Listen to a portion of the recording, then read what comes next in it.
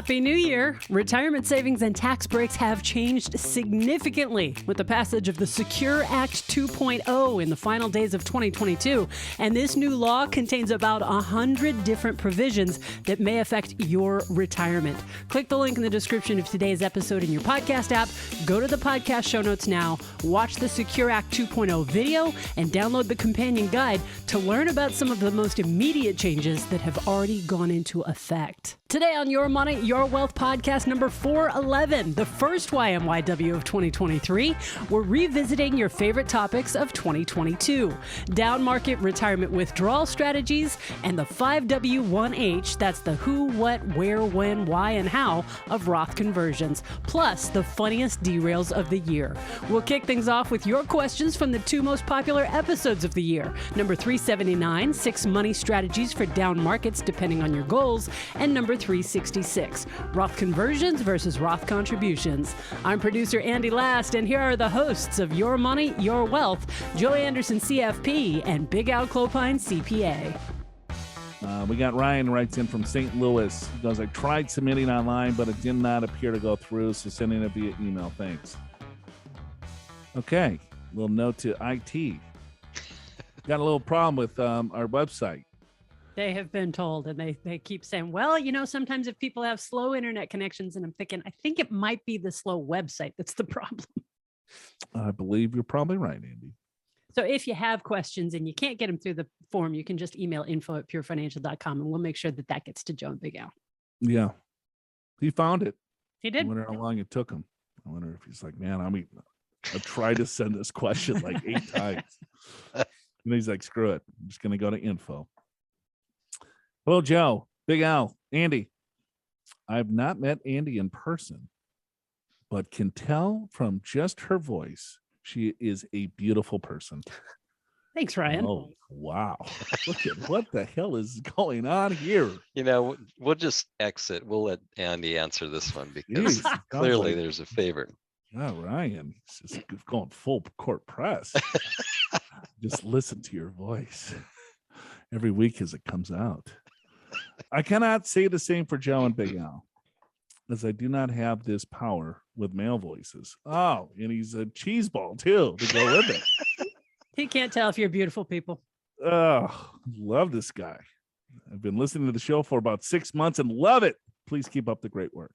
All right. Well, I guess this is the last episode. Big Ryan. I have what I think you will consider to be an easy or short question. My father-in-law just retired, and he is wondering how best to withdraw from an IRA when in retirement. Do you simply take a fixed amount of monthly at a conservative rate, or do you keep a safety stock of cash in the account to draw from while the remainder rides in the market? I'm thinking of times like now when the market's down 20% and systematic withdrawals would hurt your position more while the market is lower than average. If you have a position of cash, you could then buy more when the market is down or build this cash reserve when the market is up. If cash reserve is best, how would you recommend? 6 or 12 months or more? I drive a 2017 F-150, have a 2-year-old golden retriever named Blazer. My loyal wife and 2 twin boys. Oh, lovely wife. Did I say loyal? You did. I think that might have been a little projection there.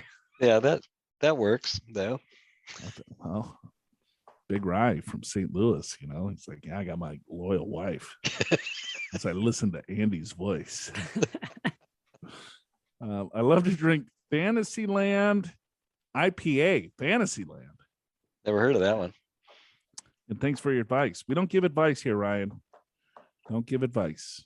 What we do is we just chat a little bit about people's financial situation. Okay. So this is, this market downturn, Alan, I'm feeling that people are more chill, more confident, or more something, like in years past, and we haven't seen a ton of them, but people would kind of be freaked out. You know what I mean? We'd get a lot of calls from clients. We have thousands of clients. We manage billions of dollars of assets. And over the years, as Al and I were growing our business, we would get calls and people would be a little bit scared and a little bit freaked out. And, then we'd have to talk them off the ledge and so on and so forth. But I think this time around, it's a little bit different. I think either more and more people are getting more educated. And like Ryan here, he's like, okay, we got a market downturn of 20%. So be it. But what should I be doing in regards to distributions, right? Should I keep this stash at 20%? Should I be a 6 months of income need, 12 months of income need? Should I be taking distributions? Where should I be taking the distributions from? It's not like, oh my God, what is the market going to do as a skull? The sky is falling and everything else. He's looking for strategy that's really sound, that makes sense for him or his father-in-law or whoever he's asking this for, which I applaud for.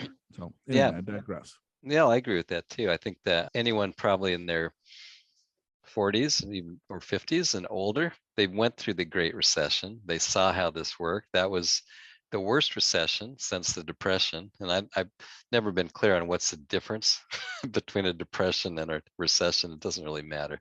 It was the worst downturn that we've had since Al Capone lived in.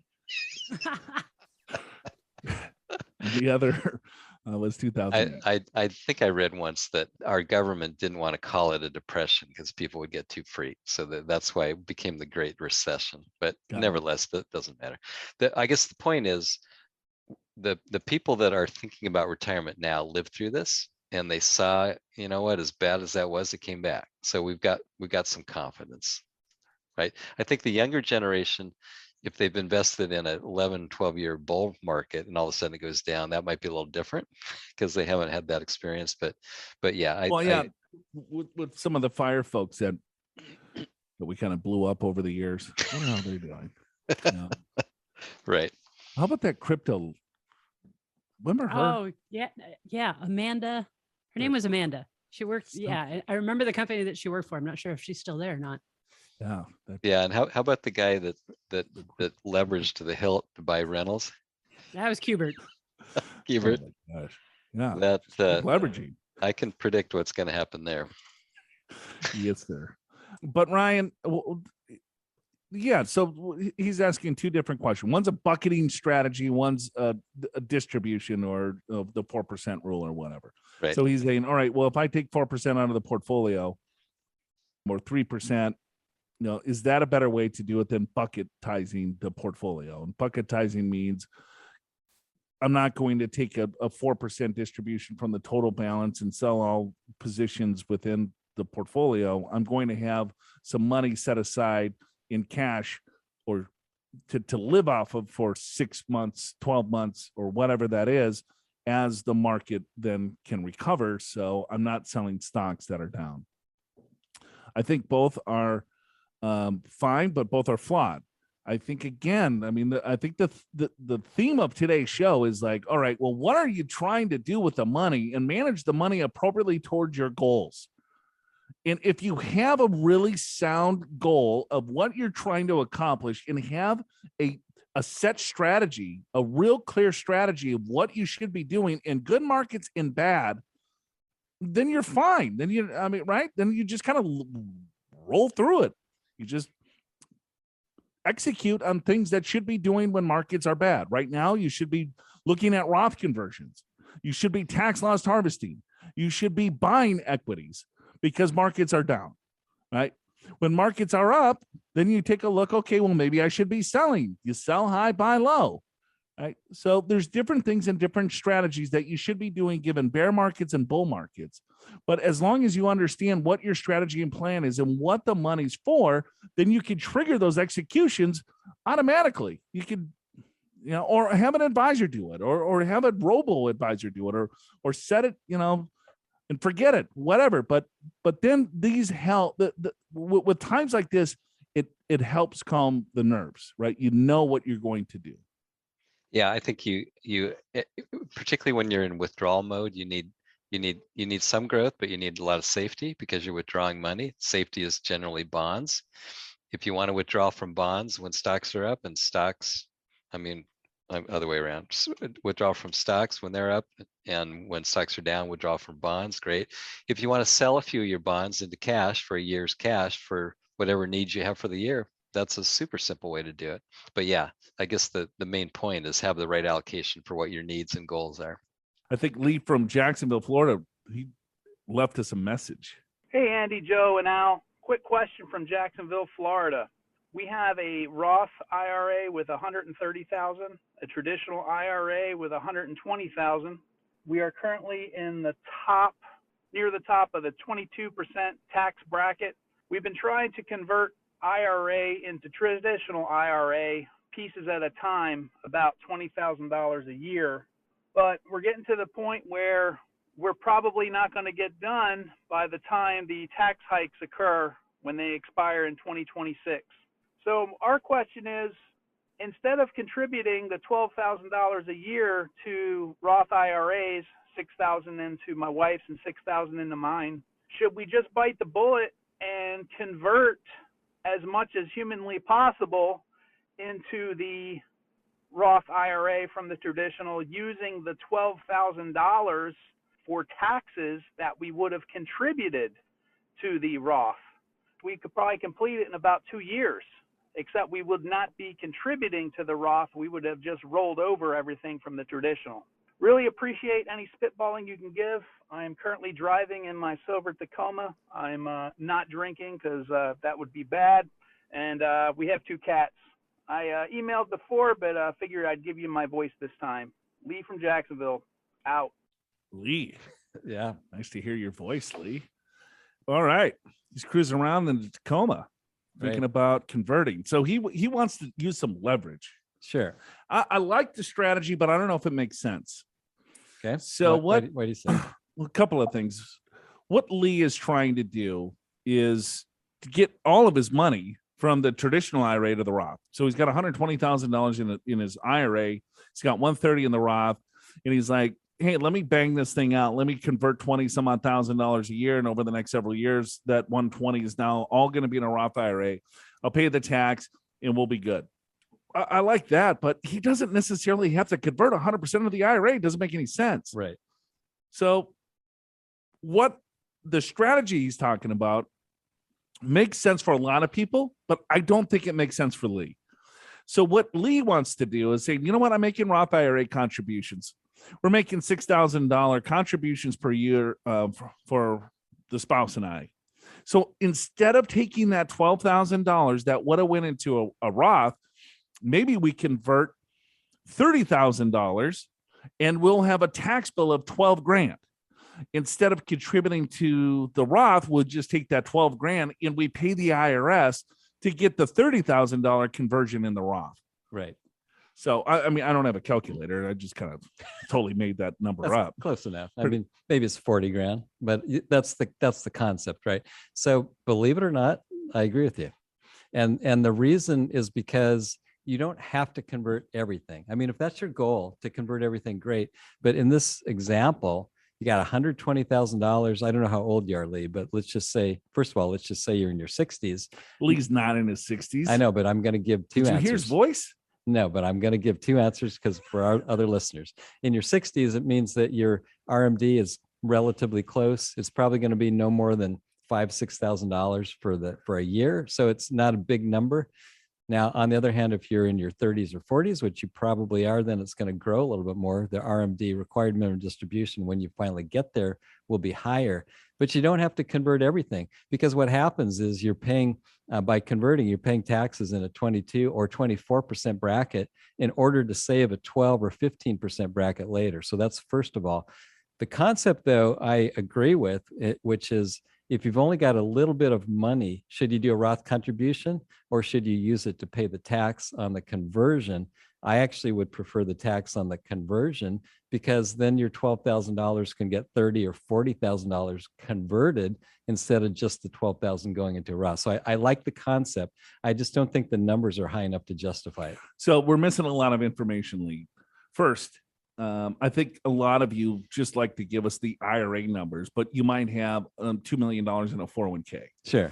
Right. Or there's other retirement accounts, or there's pensions, or there's other income. So we have to map out the entire scenario for you really to understand it. He's kind of looking at it in a bubble. Right. It's like, hey, I got $120,000 in this traditional IRA. He might have several other retirement accounts. I don't know. And I don't know if Lee's given us more information in the past. But we would have to look at the entire picture. If this is just a picture of only 120 here, your distributions, the force out on the distribution is not going to be that bad where it's going to pop you into another tax bracket where, you could slowly do the conversions. You don't have to get 100% of it in the Roth. But I like the concept. Yeah, well, that's a good point. Like, let's say you had $2 million in a 401k, then it would be completely different advice. Then I would say, yeah, it's a great plan, because you're going to want to bleed out as much as you can. And I'd rather have you use the $12,000 to pay the tax on a conversion than do the contribution. So yeah, I think for other listeners out there our listeners love the Roth. Well, because you taught them to, Joe. And so they want to look at every strategy possible to leverage the Roth. Sure. And they like tax-free. Yeah, I like Lee's point. And I think a lot of people probably should be looking at that strategy. So again, instead of taking the $12,000 from cash flow to go into a Roth contribution, let's say that's the only thing that they can afford, right? There's no extra cash flow. That's what they're going to save. That's what they're earmarked for, saving up $12,000. Does it make sense for them to convert or to add to their savings? Well, are they on track for their goals? First of all, do they need to use that money to continue to build their nest egg? Well, that's an obvious, right? Sure. But if they're close and they accomplish their goals, and then they want more diversification, well, then you want to use that or some or part of that to do the overall conversion. Laws regarding Roth options, taxes, retirement plans, and so much more have changed since these questions were originally answered. So download the Secure Act 2.0 guide for free from the podcast show notes at yourmoneyyourwealth.com to find out how these changes impact you. In the show notes, you can also watch Joe and Big Al answer these questions on video, find links to the original episodes where they aired, read the full transcripts, and share the love and spread the YMYW knowledge to help us grow the show. Just click the link in the description of today's episode in your favorite podcast app to go to the show notes for all the good stuff.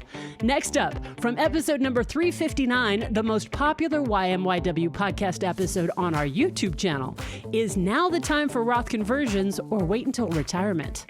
We got Paul from Southern California. He writes in, he goes, hey, I have a question about a Roth conversion. Imagine that. First one. Have we ever talked about Roth Never. before? First one here today. Well, I'm still a high income earner. All right. Married, 56 years old, and plan to retire when I'm 60. All right. So he's got 4 years. Right. I make between $450,000 and $800,000 annually. I had a big old income on. That's healthy. That's Paul. Congrats. Depending on how business is going, this puts me in the 35 to 37% federal tax bracket. I have maxed out my traditional 401k each year and currently have about $800,000 in it. We have no money in a Roth IRA account. Total savings is about $2 million. We have about 1.2 in equity in the house. Our kids are through college and out the door. I like that saying. Get the hell out of the house. Do I wait until I retire? Maybe some are retired to do a Roth conversion when my income will drop to a lower tax bracket. I may start part-time in a few years.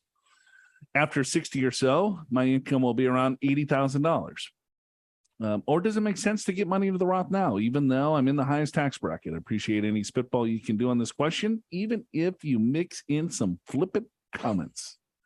You wouldn't do that, would Never. Oh, he's got a big wallet. Okay, well, the question I have, Paul's making $450,000 to $800,000 a year. Right. Then he's going to go part-time and make 80. Yeah, that's what he says. Wouldn't you think full-time would be like 400 or 250? Not necessarily. Maybe he wants to work a lot less or even do something different. That's something like more fun. Eighth of the time. It definitely sounds like it's going to be just something different. I'm going to go part-time and make $5 an hour. All right. That's fine. Yeah, well, usually people say, I used to make 500,000. I'm going to go into consulting. I'll make at least that, maybe more. And then we see him in 2 years later. How'd you do? Yeah. Well, it didn't quite happen like that. Looking at the airport. Okay. What I don't know, Al, I know what your opinion's going to be. Yeah. I'll say it. I would wait till 60. If you're in a high bracket, you're going to be in a much lower bracket. You've got 12 years to convert. It's not like you've got millions and millions. You got 800,000, which is a good number, but it's not like I mean, sometimes we see some pretty big numbers, and if for a much bigger number, I'd say, let's go ahead and start converting because you're going to be in the highest bracket anyway. But I don't think that's the case. So I would wait till retirement personally. Wow. Just kind of shattered Paul's dreams there. Well, you don't have that much money, Paul. Well, we only deal with. I didn't say that. I just said, It's not like you got a lot of money, Paul. I didn't even say that either. I said you got a good amount, but not enough. But not enough for if it were me. Not enough to do conversions while I'm in the highest tax brackets. Got it. I would convert some for sure. I know you would, without question. The market's down. Yeah, but it's recovering. You better hurry. You do it tomorrow. Better go now. As soon as you hit this download, hit that go button on the conversion. I don't know. The market's down. He's got a couple $1 million. He's making $450,000 to $800,000 a year, so he's killing it. Yeah. Right. And he's going to work for another 4 or 5 years. He's probably going to save another few $100,000. That's going into a non-qualified or brokerage account. Then he's going to go part-time. He probably doesn't spend a ton. I would say, what the hell? I mean, if you have a Roth 401k option, I would start there because it's a lot easier to kind of swallow the pill. Yeah, I do agree with that. Right. So you say, okay, well, going back to, I guess, Uncle Teddy's question, just a good mix of 15% and 5%. Right. You know what? I think that would be a fine mix for Paul. At least you start the Roth, you get a little bit of money tax-free. And then when he retires, semi-retires at, age 60, then you're right. Then you would unload and probably do maybe to the top of the 12% or 22% tax bracket. Or 24 even. Yeah. But you look at it, at what tax bracket is Paul going to be at full retirement age? You know what I mean? Mm-hmm. That's where Al's coming from, Paul. He's like, well, you have $800,000. Your required minimum distribution is not going to blow you up, right? It depending on what his lifestyle is and what his savings or spending is, you could probably spend or take money out of the account at, the 12% tax bracket and maybe maintain a pretty low tax bracket throughout. Versus, let's say, if you have a large pension, you have Social Security, you have a lot larger retirement account and no other assets. That's what we usually see. He's got a few $1 million. It's not chump change, right? But he's diversified a little bit where he's got some money in a brokerage account and then he's got the other money in a 401k, where mostly a lot of times we see $2-3 million in a retirement account, and that's their entire liquid investment. Yeah, good point. And so to kind of follow up on my thinking. So you're right. So Paul has a lot of money outside of retirement, a lot of equity in his home. He's got money in retirement, but he's already got a decent mix. He just doesn't have Roth IRA. And the thing is, if he was 69 years old, I might have a different answer, totally. But at 60, you still got 12 years to do conversion. So that's what I would do. I would wait, but it's not a bad idea with your current 401k to at least get a little money going to the Roth just to get that started. Sure. Okay, cool. Hopefully that helps. Thanks a lot for the email. And from episode 404, 2022's best explanation on why you would want to contribute to a Roth IRA in the first place. We got Champ Kind. I wasn't going to correct you, but this time. No, sorry. That one's too obvious. Little Champ Kind from Washington. That's little Anchorman. Yeah. Sportscaster, right? Wow. Whoopoo. Whammy. There it is. Yep. Coming back. All right. Hey, guys. My friends have been pestering me about contributing to my Roth 401k. I'm currently married and make $150,000 combined at the age of 33. Whammy! All right, you could get away with it. Hell of a job there. We plan to retire when our retirement accounts get $2.5 million in our mid 60s. The guy's 33. He's like, all right, 30 years, going to get $2.5 million. We will then plan to withdraw $100,000 a year and receive $50,000 a year in Social Security. This will match our current income of $150,000. I'm not following the math on why I should contribute to Roth. Well, I can tell. Yeah, there's a couple things missed here. I'm trying to follow your math on your overall financial plan here. We contributed to the traditional 401ks today. This saves us money in our marginal tax bracket at 22%. When we withdraw the money in retirement, we'll pay taxes at our effective rate. Okay. Well, you're paying taxes on your effective rate today too, which we would expect to be lower than 22% at this lower income level. What am I missing? Why would I lose the tax savings at a marginal rate today to save taxes at an effective rate in the future? Thanks so much for all the spitballing. All right, let's kind of break this down for our friend. Okay. Champ. So they're making 150,000 right now. He's At age 33, which is great. And married couple hundred, and then plan to retire when our account's at 2.5 million in our mid 60s. So as you say, yeah, call it 30 plus years from now. Okay. Mm-hmm. So let's see, plan to withdraw 100,000 a year and receive 50,000 a year of Social Security. Okay, that's all good. What about inflation? I don't know what you're spending right now, but let's just say you're spending, I don't know, even if you're spending 100 right now, what's that going to be? What's that going to be, Joe, in 30 years? Probably 250. I will tell you, $100,000. Yeah, if you're spending that today. Okay, 30 years from now. Yeah. What inflation rate you want to use? We use what, 3.8? Let's go 3.5. Okay. Future value of that is 280,000. So you're probably going to be spending 280. In fact, probably if you've done a good job saving, my guess is you want to spend a little bit more than that because you're going to have more time for travel, more time for this and that, right? So the fact that you're able to withdraw 150, that's great, fantastic, but that's not going to cover your current lifestyle. And then with inflation, it changes tax rates, it changes all kinds of stuff. Remember, we're probably in the lowest tax rates we're going to see for some time, although, we've been saying that for a long time, but it seems right now, Joe, because we've had such higher tax rates, at least throughout my career, this is really actually as low as they've been, and they're scheduled to go up in 2025. And the fact that our government still is in debt likely will probably go up at some point in the future. So tax rates will probably go up. So yeah, I think inflation's missed here, and what the real spend, what the real need is, how much you're saving to produce whatever kind of income you need. And if you can have some of that in Roth, in fact, even a lot of it in Roth, you'll be in a much better position tax-wise in the future. Okay, so let's look at this the opposite way. Okay. The present value of $150,000, right?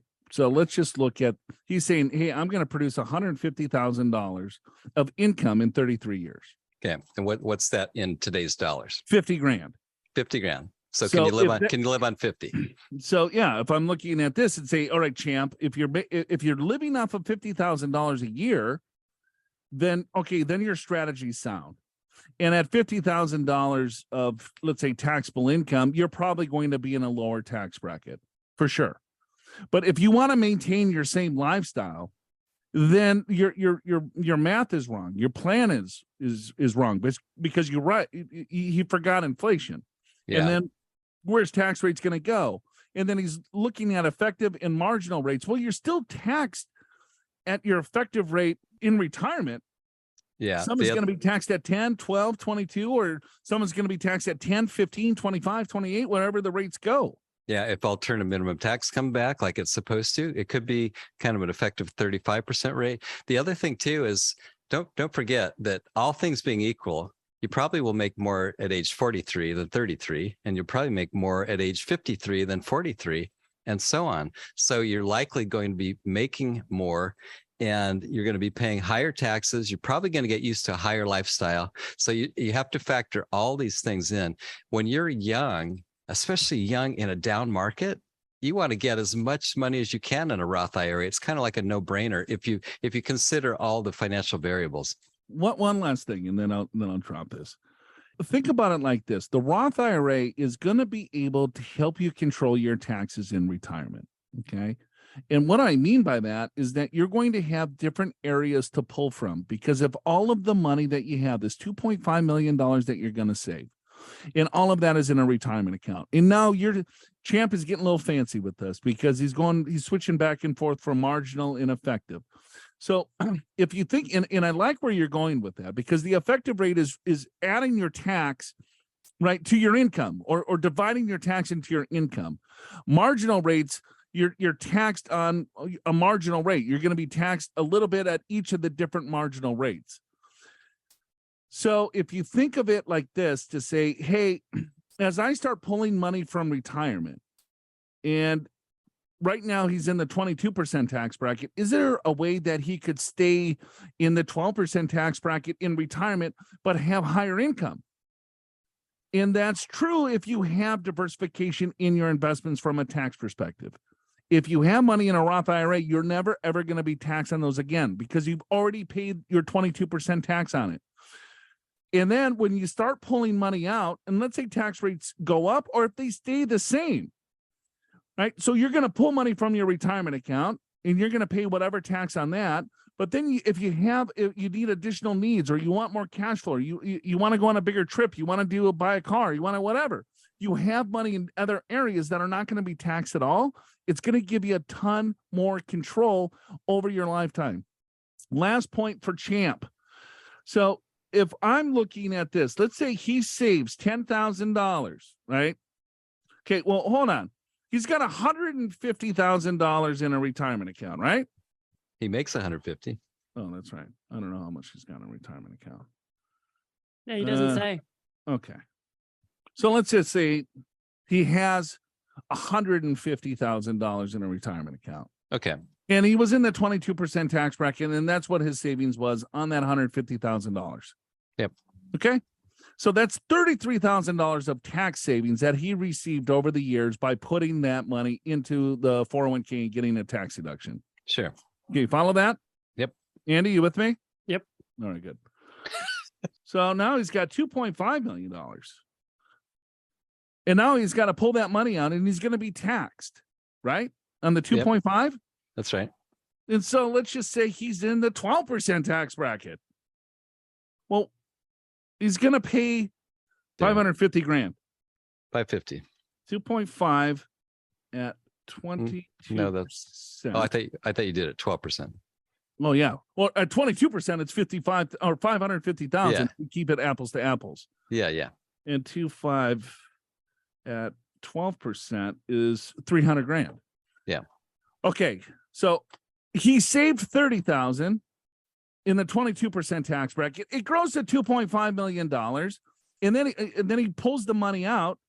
And let's say he pulls it out at a lower rate at 12%. He's going to pay $300,000 in tax. Right. And if he pulls $2.5 million, I know a lot of people are thinking I'm stupid by going through this example. And I know if you're going to pull $2.5 million out of a retirement account, you're going to be in a hell of a lot higher tax bracket than 12%. But over his lifetime, if he stayed in that 12% tax bracket, that's the amount of money that he's going to be paying in tax. So the tax deduction that he receives, he has to pay back in the future with interest because there is no free lunch. You get a tax deduction today, but 100% of those dollars are going to be taxed when the money comes out. Either they're going to be taxed when you withdraw to spend it, or they're going to get forced out within an RMD, or you're going to pass away and your spouse is going to pay it, or your kids are going to get hammered with it. So don't get so caught up at, oh, I'm going to be in this bracket and that bracket, right? Whammy! We got to take a break. Whatever. I hope my point is made, Champ. Kind. Go watch Inkerman, folks. For if you never got what the hell we were talking about in this inside joke, that was this stupid catchphrase. The retirement plan spitball analysis was the most popular type of question from 2022, so we'll finish with a model spitball from episode 387. This show would not be a show without you, so visit yourmoneyyourwealth.com and click Ask Joe and Big Al on air to send in your money questions via email or voice message and to get a retirement plan spitball analysis of your own. Give us a name, make it up if you want. Tell us your location, your age, when you and your spouse, if you have one, want to retire, how much you need to spend in retirement, how much you make now, how much you have saved, and any other relevant details. And of course, the irrelevant details like your car, your pet, what you drink, and how you listen to YMYW too, just like John does here. John from Greenville, South Carolina. Hey, YMYW team. John here from Greenville. Grew up as an Iowa farm boy. All right. Regular listener, great financial info, and always hilarious. Boom. Thank you, John from Greenville. Drive a 2006 Hyundai Santana. Sonata. Thank you. Pretty close. With 240 miles and drink Natty Light. Now that's that Iowa in them. Retirement spitball question. I'm 59, making $100,000 a year. My wife is 61, making $50,000 a year. She'll retire in January 2023 at 62. Try to get her to work longer, but not happening. Kind of trying a little bit harder there, John. I'd like to retire at 64 or even 63 if all goes well in the market. Currently have approximately $800,000 pre-tax, $175,000 Roth, $120,000 brokerage, and $20,000 HSA. Current investments are about 70-30 allocation. Saving 10% pre-tax, 2.5% guaranteed employer match, annual variable match based on end of year profit, 7% of the 401k Roth, maxing out 7,000 Roth and 4,500 in the HSA. At 64, fixed income will be $51,000 from my 25 Social Security, wife's 12K Social Security, and wife's $14,000 pension. Current income projection need is $84,000 annually. Spitball thoughts? All right. Now we got some information, John from Greenville. Thank you. We do. Sit back and have a natty light. So this is what you do. All right. So he's figuring out his spending need, which is $84,000. So for those of you that know your spending need, that's great. You take that number. If you want to retire in 10 years, take 84,000 by a certain inflation rate and inflate the number depending on when you want to retire. So he's already done that, hopefully. So at 84, his fixed income is going to be 51,000 now. Yep. So if I take 84, 51 minus, his shortfall is $33,000. Yep. So let's say wife's going to retire at 62. He's going to retire at 65. He's drinking Natty Light. So that means he's going to live until at least 95, right? Because that's a light beer. It's a light beer. It's very refreshing. So maybe he takes 3% out. Yeah. Right. 65 plus tax, plus an ongoing cost of living. Yeah, there's plenty. Plus she's got a $14,000 pension and Social Security's in the wings, right? No, I've already calculated that. Oh. So he needs $1.1 million at age 64 when he retires. Yep. He's already there. Already got it. Yep. So he's already got it. You're right. So again, you take your 84,000, you subtract out your Social Security plus your pension, right? Got it. Yep. And so that created a shortfall. You need to figure out what your shortfall, because you have $51,000 from your Social Security, your wife's Social Security, and the wife's pension. So 84 minus 51 is 33. Then you take 33,000 divided into whatever percent, 3%. To be safe at this age. That's 1.1 million. So then you look at, okay, that's your bogey. What do I need to do to get to 1.1 million? Well, you're right there. You're saving a ton, and you already have the bogey right now. So yeah, there's the spitball for you. I think you're on track. Now the next step. So that's the first step. Now the next step is that, okay, well, how's the income going to be taxed? So then that's when you start creating your tax strategy. So if it's all in a 401k plan pre-tax, then you're saying, all right, well, maybe I start looking at getting more money into a Roth account. What tax bracket am I in? What tax bracket am I going to be in the future? If you want to live off of $84,000, you're probably in the 12% tax bracket, but you do have a lot of money sitting in retirement accounts, and your distribution rate is not going to be all that much. So then you're looking at forecasting your 401k at 72 is going to kick out more money than you're probably spending. So does it make sense to start converting, or maybe not so much into pre-tax, put more into post-tax? And then the next step from there is to figure out, all right, how should it be invested? What target rate of return are you trying to shoot for? And then what is your withdrawal strategy? What assets are you going to start spending down, to create that $33,000 of income, right? So from a Spitball perspective, you're good from $1 only. Now you got to create your strategy. What's your tax strategy? What's your investment strategy? What's your withdrawal strategy? God forbid if you fall over, drinking your natty light, what does the wife do? Or vice versa, because now her pension's gone, Social Security's gone. So then you start playing the contingency plan, right? You got grown kids. What's your estate plan? What is your estate strategy? So I think we get these questions, Al. It's like, well, should I do a Roth conversion? I don't know. I mean, there's so many other things that you should be taking a look at. Yeah, well, I think you said it perfectly. So just to reiterate, so you look at your spending need, what you want to spend, and then you look at your fixed income. In this case, then you subtract the spend from the fixed income, you get a shortfall. You divide that shortfall into what you have. It came out to about 3%. You can go the other way. You can take your shortfall and divide it into 3% to see how much you need since you're not retiring right away. So that looks great. Most of your income is in a traditional 401k. So therefore, it's going to be pre-tax. It's going to be taxed at ordinary income rates. So yes, you want to be thinking about doing Roth conversions. But if you do this right, you may not have to convert tons. You might be able to stay in that 12% bracket the whole time, which will probably become the 15% bracket. But this is where some cash flow planning is in order to figure out how much you really ought to convert. But you're absolutely right, Joe. It's not just, can I retire? Yeah, it looks like you can retire, but how can you make this even better? Because if you have more spendable money, it's not what you make, it's what you keep, then you can have a better retirement. Sure. Yeah. And then we're getting a ton of questions from all of you over the last couple of weeks. Is like, should I postpone retirement?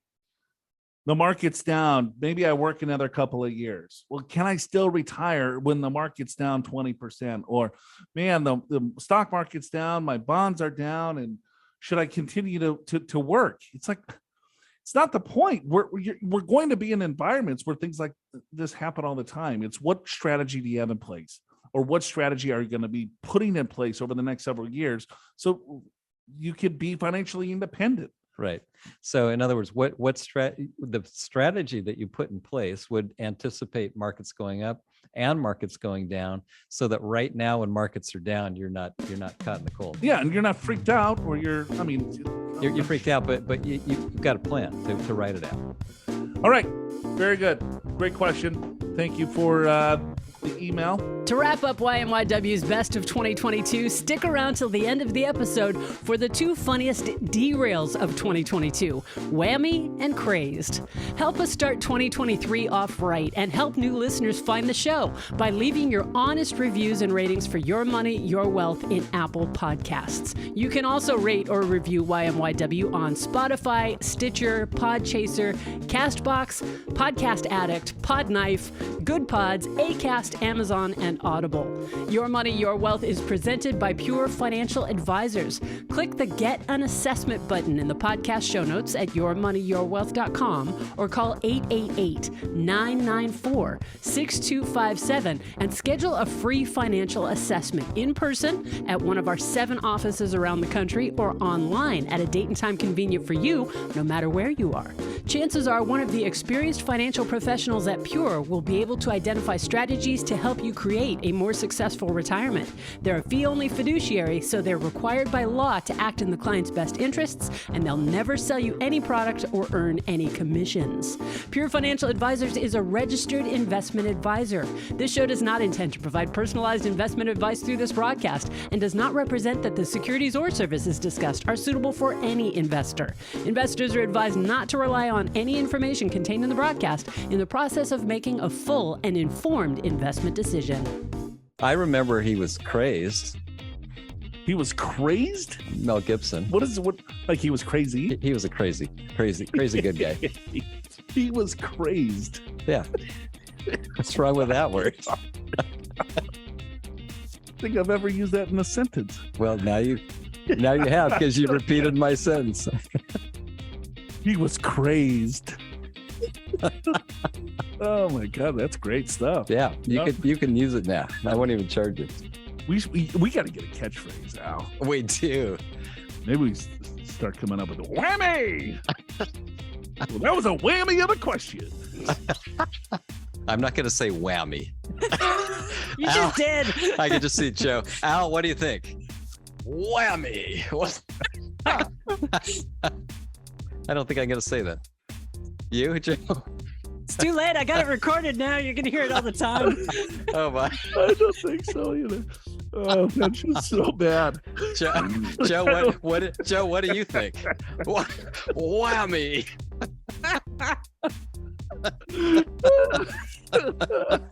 Oh, so bad. So bad. Oh, it's awful. Oh, it's funny though. Okay. The last thing you want is a CPA saying whammy. Because it doesn't work. Kill that one. Whammy. Oh, God.